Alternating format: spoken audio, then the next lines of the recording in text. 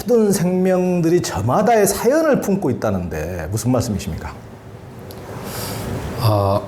그렇습니다. 그 소나무 아까 발견한 말씀을 드렸는데 수락산에서 발견한 소나무가 단면으로 보일 때는 야, 저 소나무 야, 저거 옮겨 심으면 비싸겠다.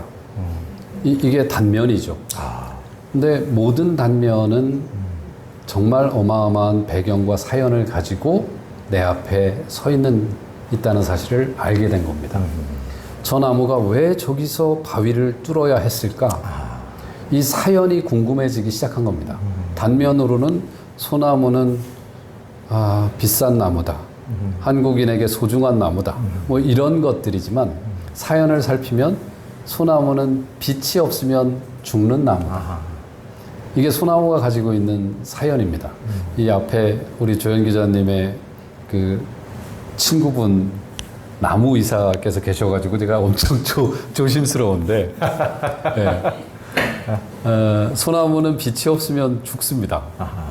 아마 이 빛이 그토록 절실한 나무가 소나무이죠. 이 사연만 헤아려도 네, 다르게 보이죠.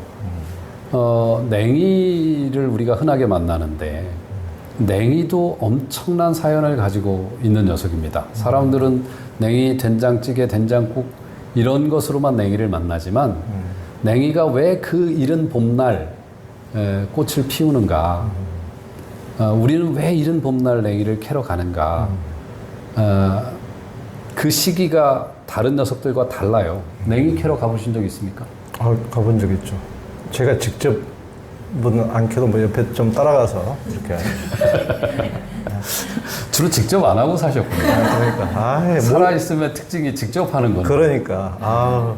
아니, 근데 최근에 가지고는, 저도 대선 끝나고 시골에서 한 일주일 동안 있으면서 오디도 따고, 죽순도 따고. 예. 정말 재밌더라고요. 수렵 채집을 한 일주일 하고 왔습니다. 저도 이렇게 무자천서를 읽는 공부를 해야 되는데 주로 거기서도 무욕이 그냥 막 죽순 보면 그냥 무욕이 물씬 와, 여기 죽순 맛이다 그러면서 죽순 얘기 하셨으니까 냉이 사연은 뭐 기회가 되면 좀 이따 말씀드리고 죽순도 사연이 있는 녀석이죠. 여기 앞에 계신 분들 중에 대나무가 1년에 몇 마디 자라는지 혹시 아시는 분 계십니까? 우리 공부하시는 분들은 이미 공부해서 아시는데 나무 의사 선생님 아실 테고. 나무 선생님도 모를 수도 있어. 대나무가 1년에 몇 마디나 자랄까요? 나무 의사는 병을 고치는 일만 하니까. 대나무가 1년에 5마디씩 자랍니다. 이러면 모두가 이 구라에 속아 넘어갑니다. 대부분의 사람이 그렇습니다. 그런데 정말로 대나무와 함께 살아본 사람들은 대나무가 60일, 딱 2달 만에 키워야 할 모든 키, 일생의 키를 다 키운다는 걸 알게 됩니다. 그러니까 1년에 자랄 마디를 다 키운 겁니다. 그러니까. 그때 죽순을 채취하는 시기가 그러니까 엄청나게 빨라야 합니다. 왜냐하면 2달 안에 목질화를 해서 그 높은 높이까지 단단하게 그렇죠. 꺾이지 않을 정도가 돼야 하니까요. 그래서 죽순 채취 시기는 아주 짧을 겁니다. 그러니까요. 예. 그러면 이제 이 먹는 관점에서 죽순 대나무를 보면 그런 거고, 무자천서의 관점에서 대나무를 보면 그대는 왜 그 꼴로 살아야 해? 그 꼴이 연유한 배경이 도대체 뭐야? 이걸 궁금해하게 되죠. 그게 사연을 가지고 있다는 겁니다. 그러니까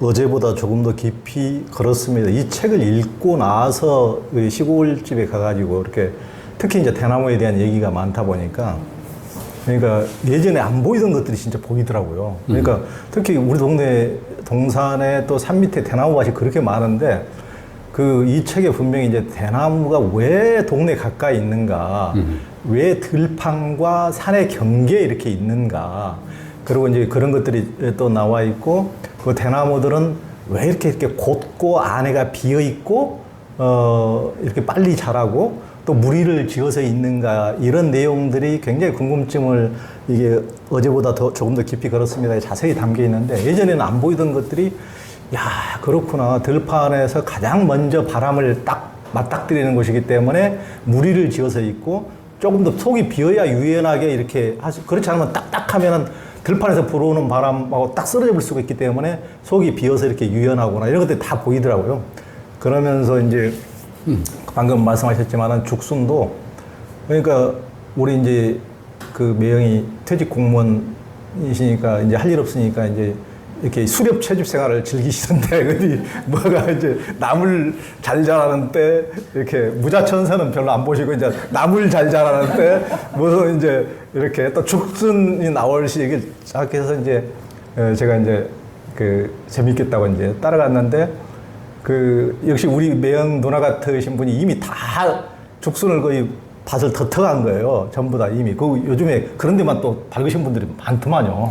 그래가지고 그 산도 이제 딱 그 해가지고 그래서 별로 이제 건질 게 별로 없는 거예요. 근데 집에 있었는데 이제 비가 조금 많이는 안 오고 한 이제 2-3시간 잠깐 이제 비가 내렸는데 그 우리가 산에 가고 나서 한 이틀 지난 뒤에 비가 내렸는데 비만 오면은 바로 우후 죽순, 비 후에 죽순이 이렇게 자란다. 그래서 아 설마 이틀 전에 다 터터갔는데 이틀 전에 아무것도 없었는데 이틀 뒤에 간들 있으랴 그러지만은 그 한자 성어를 믿고 한번 가봤더니 진짜 우후 죽순 엄청나게 죽순이 이렇게 자라 있는 거예요. 그래가지고 와 정말 저도 무진장 죽순을 이제 캤는데 그 큰 오카를 신고 가가지고 죽순은 발로 탁 차면 이렇게 딱 그 안에 있는 것들이 이제 겉에 나와 있는 것은 조금밖에 안 되는데도 안에 막 그 굵은 게 들어있더라고. 예. 발로 워커발로 딱 차면 이게 촥 나오는 거야. 와 이게 옛날 신마이들이 이런 맛이었구나. 자면 이제 이렇게 죽순이 이만한 게 하나씩 나오는데. 응? 그 한국 현대인들 중에 이제 수컷들 사내들이 예. 이 모험을 사실은 중학교쯤에 다 했어야 되는 건데 그렇지. 예. 결국은 나이가 들어서 이제 그 소년이 되고 그러면 무자천서로서의 숲을 제 나이쯤 되면 그 모험을 다 거친 뒤에 알아야 되는데 이 책을 통해서 알아보시면 되겠어요. 참.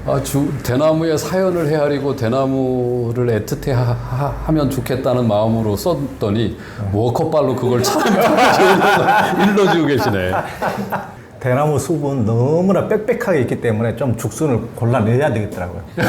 굉장히 대나무 밭의 생태계를 위해서 그런 게 좀 필요하고, 하여튼 다 상생합니다. 상생합니다. 우리가 봄나물도 자주 먹는 그 냉이에게도 제 나름으로 감당하고 극복하고 완수해야 할 삶의 숙제가 있다고 하셨는데, 냉이의 숙제는 무엇입니까?